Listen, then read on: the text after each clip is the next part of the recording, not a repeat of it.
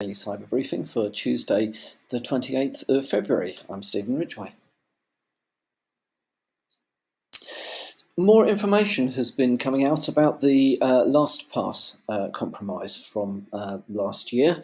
It appears that the original compromise was via a DevOps engineer who ended up with a keylogger installed on his laptop. So no absolutely earth-shatteringly new information coming out here. However, one of the things that I have been concerned about for a while, and one of the things that we encourage people to do, is to protect the devices that have admin access to any of the any corporate systems. So there is a definite trend towards trying to compromise the devices that are used by DevOps engineers, admins, people who would potentially have elevated privileges. Part of the reason for that is that sorry guys, but you're notoriously bad at maintaining security on your endpoints. It was certainly, if a machine is used for development, it ends up with a whole host of libraries all over it. Stuff that you've been testing, stuff that's been tried out and didn't work.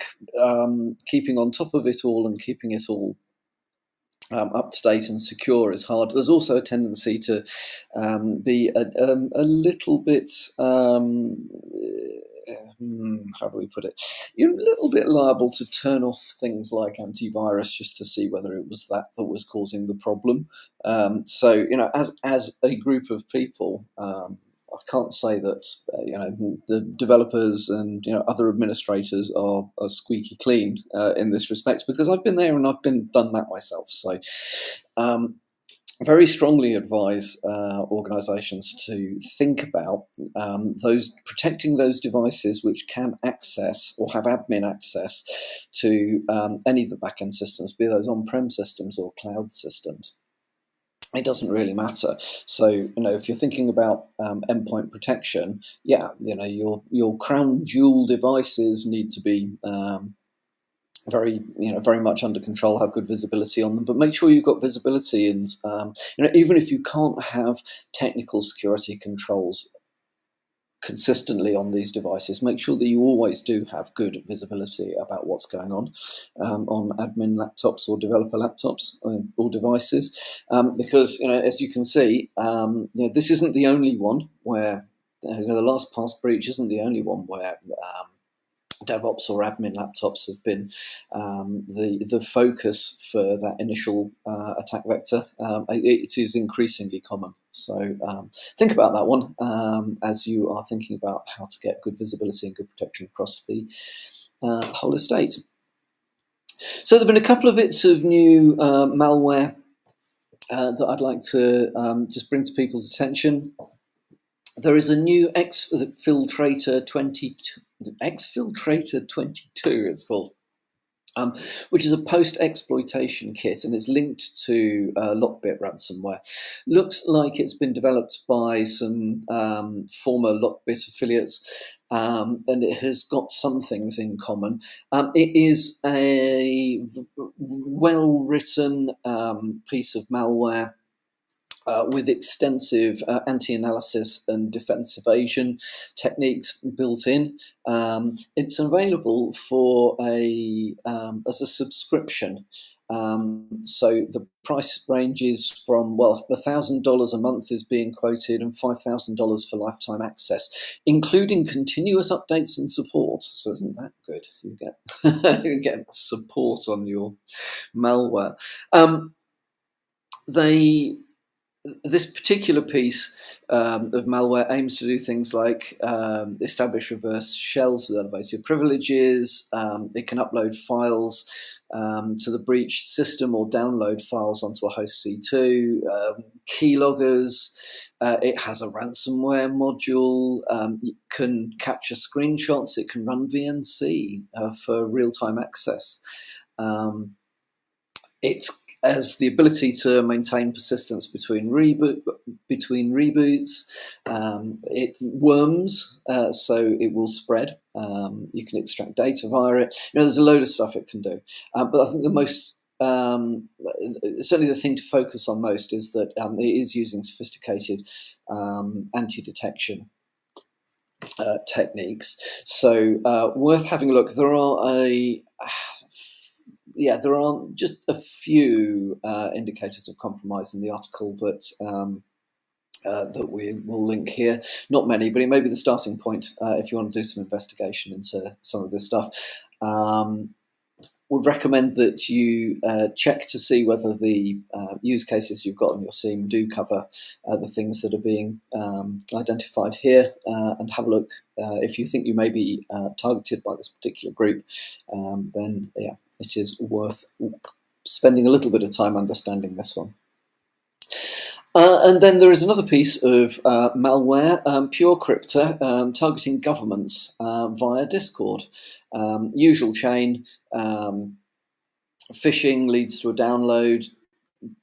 Download has protected a password-protected zip, which then ends up installing Agent Tesla, process injection, so on and so forth, and exfiltrating data via an FTP server, which is purportedly in Pakistan. So it is another piece of for sale ransomware malware. Apparently, this one though costs $69 a month, or a one-time payment of $254 for life. So to put this in context, you may not want to spend $1,000 a month on a piece of malware unless you have quite serious intent. But $59 a month is really not beyond the financial abilities of a lot of people who may have malintent. So it is worrying, especially when the things that are this accessible, this well written, and this cheap are being used to target. In this case, government entities, specifically, by the way, targeting North America and the Asia Pacific region. But don't believe that if you're not in those regions, you'll be safe from it. Things may leak. People may have new ideas. They may go after you anyway. So yeah, have a look at that one. We'll link the article, and there is again a little bit of an insight into what to look for. Interesting piece of news from Microsoft is that they are now beginning to force install Microsoft Defender for Microsoft 365 users.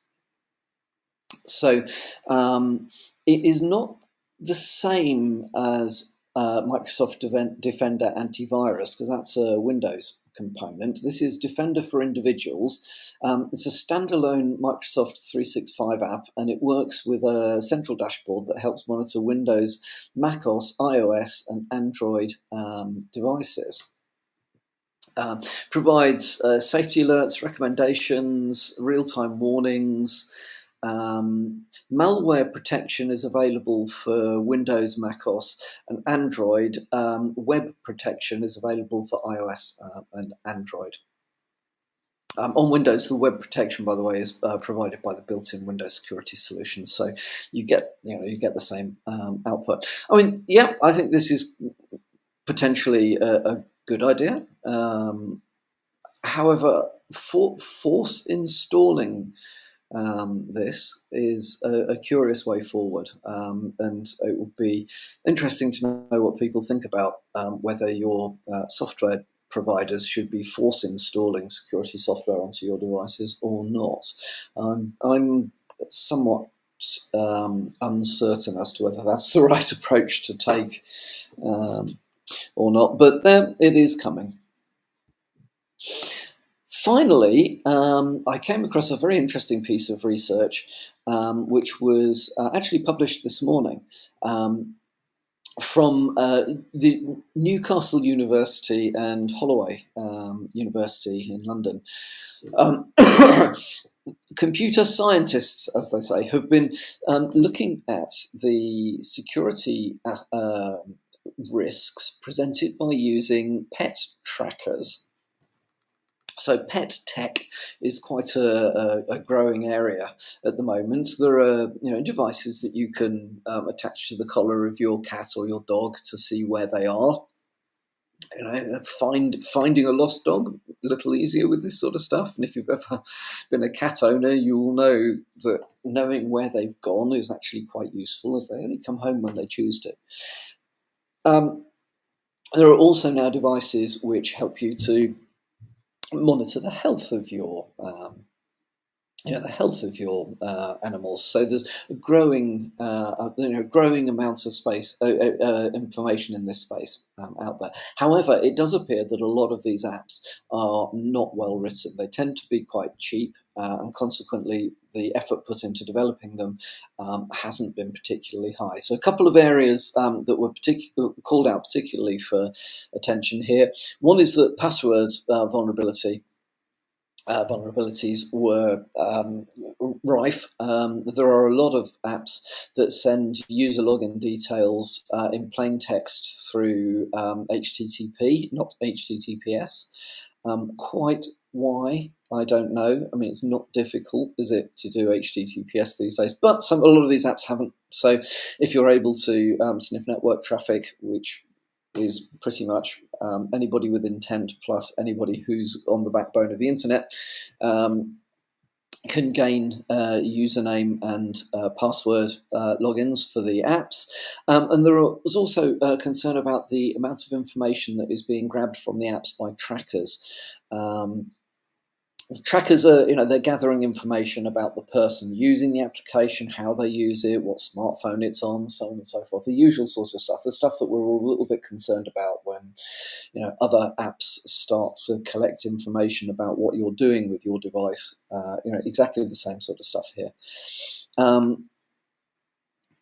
Apparently, 21 of the apps tested were using trackers in some way before the user had the opportunity to consent to that, which is a violation of current data protection regulations. So recommendation is, if you want to use some of this pet tech, be certain that you're not reusing passwords, because there is a strong indication that those passwords are not being well protected. In this case, and also do try to find out what information the app is likely to gather about you and the device that you're running it on, and make sure that you're comfortable with that. Might be easier said than done, but at least put the effort in. Well, that's all from me for today. Hope you have a great day, and I shall speak to you again tomorrow morning.